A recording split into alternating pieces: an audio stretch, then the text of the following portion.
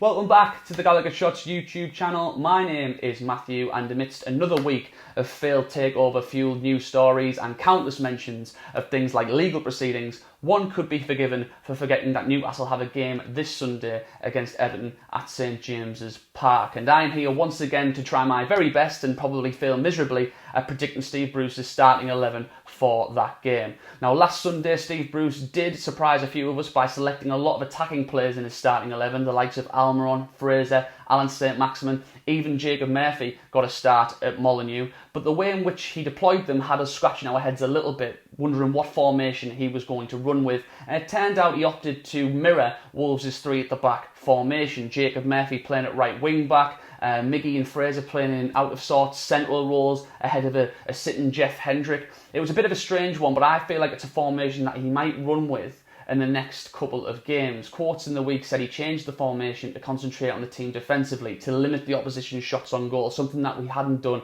in previous games. Manchester United in the previous game having, a record number of shots for this season. And it sort of worked. Wolves only had 3 shots on target. But at the end of the day, we were very limited going forward, and therein lied the irony that we had so many attacking players on the pitch but couldn't really lay a glove on Wolves in most parts of the game. But again, I think he'll run with this formation or something similar, and starting off in goal, Karl Darlow will of course start. He's been great for us so far this season. For me, he made a little bit of a mistake against Wolves. He got a good hand at that Jimenez shot, and at this level I think all goalkeepers should be putting that over the bar. But some will argue that he saw it late, and who am I to criticise a player that has won us points or kept us points on his own so far this season. So Karl Darlow will start in goal for this one.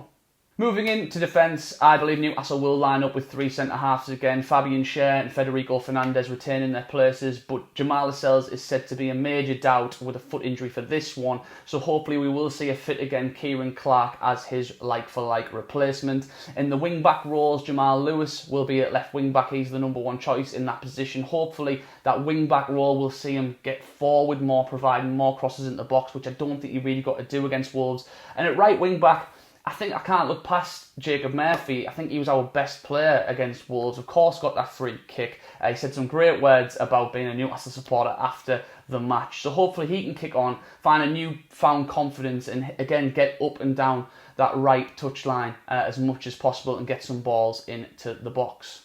Now, the midfield is an area that we've had a bit of trouble with injury-wise as of late. The Longstaffs have always had niggles since the start of the season, but John Joe Shelby is now going to be missing for 3 to 4 weeks after having an operation on a sports hernia. Isaac Hayden missed the last game with a hamstring injury, but Steve Bruce has been quoted as saying that Isaac Hayden did train all week and should be fine for the weekend. Steve Bruce was also quoted as saying, after looking at the team defensively in the last game, we need to concentrate on taking care of the ball a lot more. And because of that, I think he will start Isaac Hayden in this one, sort of alongside Jeff Hendrick. Jeff Hendrick was deployed in sort of a singular hold midfield role at Molineux last Sunday, and I think that Isaac Hayden fits that role a lot better. I think we'll see him sitting deep with Jeff Hendrick alongside him, but perhaps pushed up a little bit more into the centre of the park. Alan St-Maximin will start on one of the wings. He is, of course, our best player. He didn't have the greatest of games last Sunday, but of course he will start this one. And I hope that Miguel Almiron starts on the opposite flank. He was asked to play in a role that he's never played in before last Sunday, and I think he did quite well. He was industrious, running, full of energy, what we've came to expect from Miggy. He was trying to tackle as much as he could, but hopefully we'll see him in a more natural position on one of the flanks this Sunday against Everton. And last but by no means least, Callum Wilson will start up front for this one. He had a bit of a quiet game last weekend, but it's to be expected considering how isolated he was for large parts of the game. He was trying his best to get in behind, but sadly the service wasn't there. So hopefully something can be done to remedy that. Hopefully St-Maximin will have a better game. Miggy, if he starts, can lend his services. But one thing I'm hoping for, if the fullbacks are deployed in a similar position, we'll see Lewis and Murphy get further up the pitch and put crosses into the box. But that's my prediction for this Sunday's starting 11 against Everton. What do you guys think? Do you think it'll be something similar or something completely different?